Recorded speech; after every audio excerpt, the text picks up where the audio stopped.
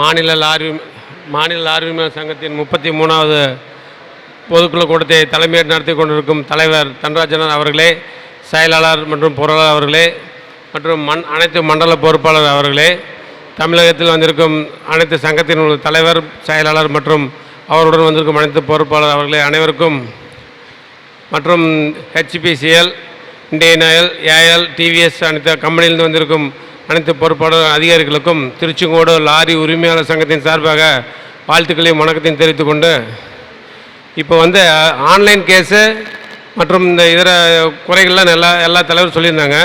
இப்போ online case எப்படின்னா, டிரைவர்கள் வண்டி ஓட்டுறதுனால தான் அந்த ப்ராப்ளம் வருது. வண்டி ஓனர் வீட்டில் நம்ம இருக்கோம். இப்போ சமீபமாக போன வாரம் என்னென்னா, கேரளாவில் ஒரு வண்டி ஓவர் ஸ்பீடு அப்படின்னு சொல்லி 9000 ரூபா கேஸ் வந்திருக்கு. நம்ம உறுப்பினர் வண்டி அது ஓட்டுனது வண்டி உரிமையானது கிடையாது, டிரைவர் தான். அதே மாதிரி கர்நாடகாவில் ஒரு இடத்துல எந்த இடத்துல போனால் அது ஃபைன் கிடையாது, இல்லைன்னா ஃபைன் ஆன்லைன் கேஸ் அப்படின்னு சொல்லி ஆன்லைன்லேயே கேமராவில் நமக்கு செட் பண்ணி ஃபைன் போட்டுறாங்க. இது ஓட்டுற டிரைவருடைய தப்புக்கு ஓனர் ஃபைன் கட்டுற மாதிரி தான் ஆன்லைன் கேஸு. எல்லா இடத்துலையும் நாங்களும் ஃபோன் பண்ணி கேட்டாலும் டிரைவர் இந்த மாதிரி தவறாக வண்டி ஓட்டுறான்னு சொல்லி நமக்கு தகவல் வருது. இப்போ டிரைவருடைய லைசன்ஸு 1 மாதம் 2 மாதம் நம்ம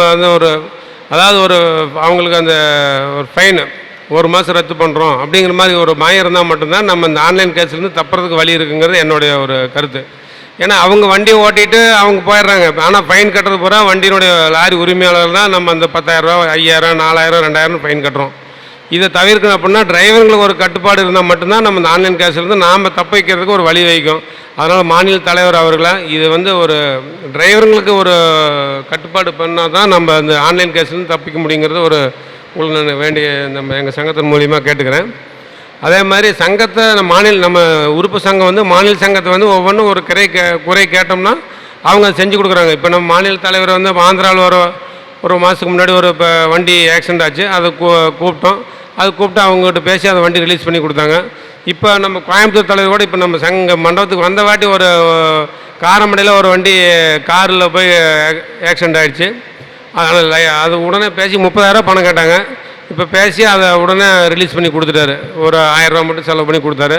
அதனால் நம்மளும் ஒரு மாநில தலைவராகட்டும், எந்த ஒரு சங்கம் எந்த ஊரில் இப்போ திருச்செங்கோடானா என்னை கூப்பிடுங்க.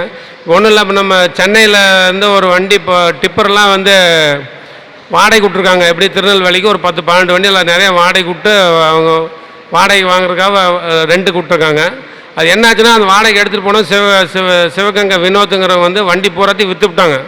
விற்று மாதம் அந்த வண்டியை வாடகை போட்டுட்டு இருந்திருக்காங்க. இப்போ யுவராஜ் அண்ணன் நம்ம தகவல் தெரிஞ்சு என்ன அவங்க காயலாங்கடைக்கு போகிறப்ப அந்த வண்டி காயலாங்கடையில் பார்த்து அப்போ தான் அவங்க வண்டி உரிமையாளருக்கே தெரிஞ்சிருக்குது.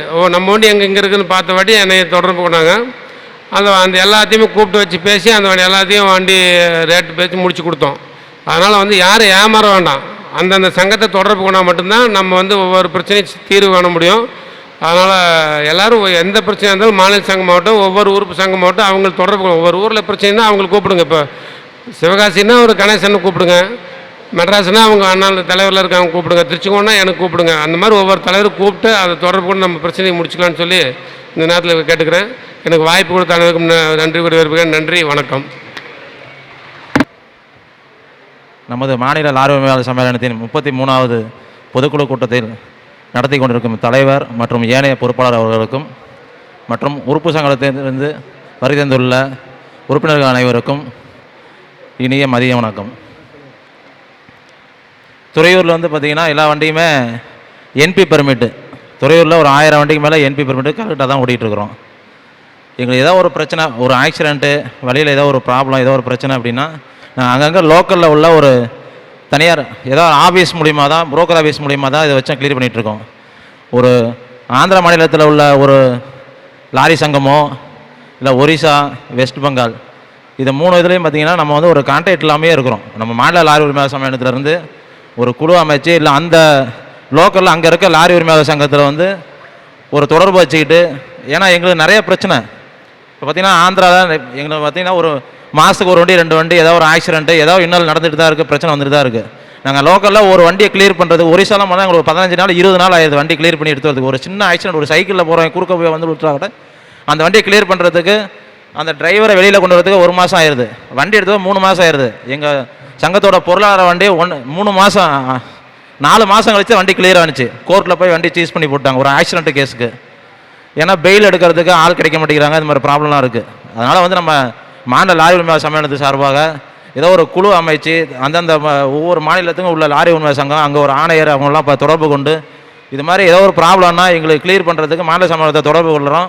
எங்களுக்கு வந்து அதை கிளியர் பண்ணி கொடுங்க. ஏன்னா இது எங்களுக்கு பெரிய இன்னலாகவே இருக்குது. ஒரிசா அதே மாதிரி இருக்குது, வெஸ்ட் பெங்காலும் அதே மாதிரி தான். வெஸ்ட் பெங்காலில் கூட ஏதோ நாங்கள் லோடு ஏற்றுறோம், அந்த ஆஃபீஸ் மூலிமா பார்த்துறோம். ஒரிசா நாங்கள் லோடே ஏற்றுறதில்ல, ஏதோ ஒரு வண்டி 2 வண்டி தான் போகுது. ஏதோ ஒரு ஆஃபீஸ் மூலிமா போனோம்னா ஒரு சின்ன கேஸை கிளியர் பண்ணுறது கூட 10,000 15,000 லஞ்சம் கொடுக்க வேண்டியதாக இருக்குது. நமக்கு போடுறதே ஒரு கேஸ் இது போடுறாங்க, லஞ்சம் வாங்கிட்டு தான் கேஸ் போடுறாங்க. அந்த கேஸை கிளியர் பண்ணுறதுக்கு ஒரு 10,000 15,000 லஞ்சம் கொடுத்து தான் கிளியர் பண்ணுற மாதிரி இருக்குது. அது மாதிரி தான் நிலம லாரி ஓட்டிகிட்டு இருக்கோம். ஒரு எங்கள் துறையில் பார்த்தீங்கன்னா ஒரு 2000 வண்டி பக்கம் ஓடிட்டு இருந்துச்சு. இன்றைக்கி பார்த்தா ஒரு 1000 வண்டி ஆயிடுச்சு. இன்னும் 2 வருஷம் வச்சு போனால் ஒரு 500 வண்டி இருக்கும். இன்னும் ஒரு நாள் தொழிலே இல்லாமல் போயிடும். இது மாதிரி நிலமை தான் இருக்குது. அதனால் வந்து ஏதோ கூட்டு முயற்சி தான். எல்லா உறுப்பு சங்கங்களை வந்து ஒருங்கிணைந்து மாநில சம்மேளனத்துக்கு ஆதரவு கொடுத்து அவங்க வந்து மற்ற சங்கத்தோட ஒருங்கிணைத்து இந்த பிரச்சனைகள்லாம் கொஞ்சம் கிளியர் பண்ணி கொடுத்தா நல்லாயிருக்கும். அடுத்த வர டீம். வாழ்க லாரி உரிமையாளர்கள், வளர்க லாரி தொழில், ஓங்குக நம்முடைய சங்கங்களின் ஒற்றுமை. ராணிப்பேட்டை மாவட்ட லாரி உரிமையாளர் சங்கத்தின் சார்பாக நான் இங்கே பேச வந்திருக்கின்றேன். நம்முடைய மாநில லாரி உரிமையாளர் சம்மேளனத்தின் 33வது பொதுக்குழு கூட்டத்திற்கு தலைமை ஏற்று நடத்தி கொண்டிருக்கின்ற அண்ணன் அவர்களுக்கும் மற்றும் அனைத்து பொறுப்பாளர்களுக்கும், அனைத்து உட்சங்கங்கள் பொறுப்பாளர் அனைவருக்கும் என்னுடைய வணக்கத்தை தெரிவித்துக் கொள்கிறேன். ஒரு சில கருத்துக்களை மட்டும் நான் இங்கே பதிவு செய்ய விரும்புகிறேன். நம்முடைய மாநில லாரி உரிமையாளர் சங்கத்தின் சார்பாக, சம்மேளனத்தின் சார்பாக இந்த நகராட்சி சுங்கவரி சம்பந்தமாக நம்முடைய மாநில உரிமையாளர் சம்மேளனத்தின் சார்பாக நாம் தீர்மானத்தை நிறைவேற்றி அனைத்து சங்கங்களுக்கும் நாம் அனுப்பி வைத்திருக்கிறார்கள். அந்த சங்கத்தின் தீர்மானத்தை நகராட்சி மற்றும் ஊராட்சி பேரூராட்சி அலுவலரிடம் காட்டினால் அதை செய்து கூட மதிக்கவில்லை. இதெல்லாம் நாங்கள் வந்து கன்சல்ட் பண்ண முடியாது, ஒரு ஆர்டராக கொடுங்க, இதை வாங்கக்கூடாதுன்னு சொல்லிட்டு ஆர்டர் காட்டுங்க அப்படின்றாங்க. இல்லைங்க, எங்கள் சங்கத்தில் வந்து மாநில சங்கமே வந்து தீர்மானம் போட்டு கொடுத்துருக்காங்க பாருங்கன்னா அதை எல்லளவு கூட மதிக்க மாட்டான் எந்த அரசு அதிகாரியும். எனவே நம்முடைய சங்கத்தின் சார்பாக நாங்கள் பலமுறை எங்கள் பகுதியில் ராணிப்பேட்டை, ஆற்காடு, வாலாஜா எல்லா நகராட்சிகளுக்கும் வந்து நாங்கள் இந்த சங்கத்தை தீர்மானத்தை வச்சு ஒரு லெட்டர் கொடுத்தோம், வாங்கக்கூடாது, இது வந்து வியாபாரம் செய்யக்கூடிய வாகனத்துக்கிட்ட தான் வாங்கணும் அப்படின்னு சொல்லிட்டு நாங்கள் லெட்டர் கொடுத்தா அதை வாங்கி கீழே வச்சுக்கிறோம். சரி, நாங்கள் அவங்க கிட்ட திருப்பி கேட்டோம், இதை வாங்கலாம்னு சொல்லிட்டு உங்ககிட்ட ஜீவோ இருக்கா, ஜீவோ கொடுங்கனாக்கா ஜீவோ இல்லை. அரசாங்கத்தில் இருக்கிறது சுங்க வரி வசூல் பண்ணணும்னு சொல்லிட்டு ஜீவோவே கிடையாது. அந்தந்த நகராட்சி உள்ளாட்சி பிரதிநிதிகளால் ஏற்றப்படுகின்ற தீர்மானத்தின் அடிப்படையில் தான் இது வந்து வசூல் பண்ணுறாங்க. இதை வசூல் பண்ணி நகராட்சியோட உட்கட்ட வளர்ச்சிக்கு நாங்கள் அதை பயன்படுத்துகிறோம்னு சொல்கிறாங்க. அது பெரும் கண் துடைப்பு நாடகம் தான். அது பேருக்கு தான் நகராட்சியோட வளர்ச்சின்னு சொல்கிறாங்க.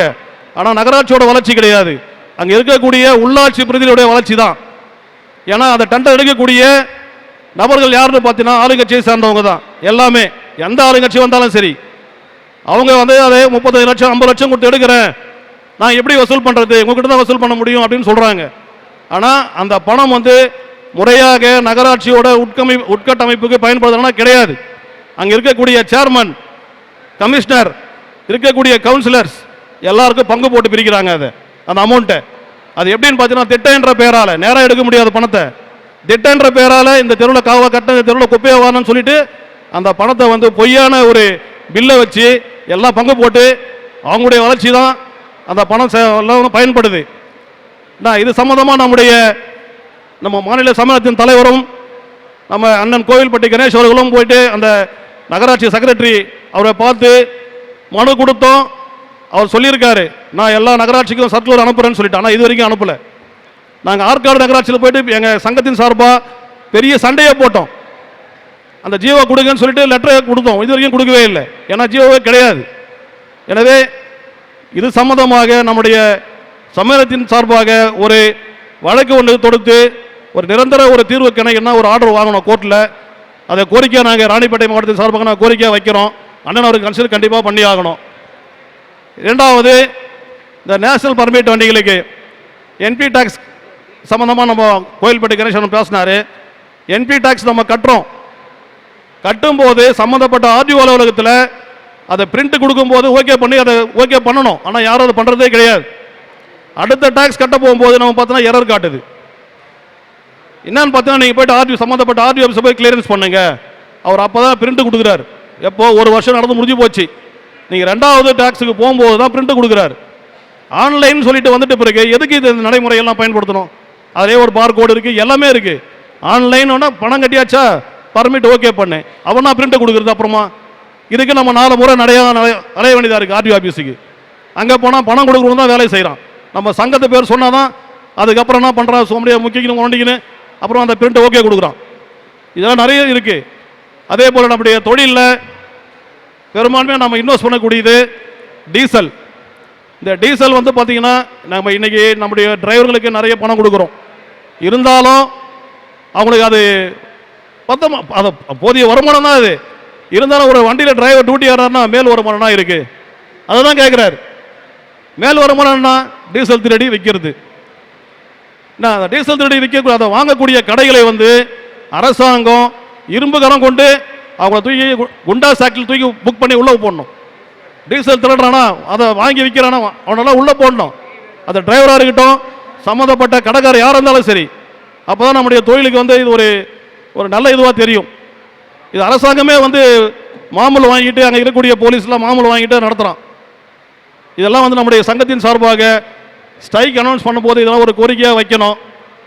இன்னும் நிறைய சொல்ல வேண்டியது இருக்குது. ஆனால் எல்லாம் பேச டைம் நிறைய இருக்கிறதுனால எனக்கு பேச வாய்ப்பளித்தவருக்கு நன்றி கூறி விடைபெறுகிறேன். நன்றி, வணக்கம்.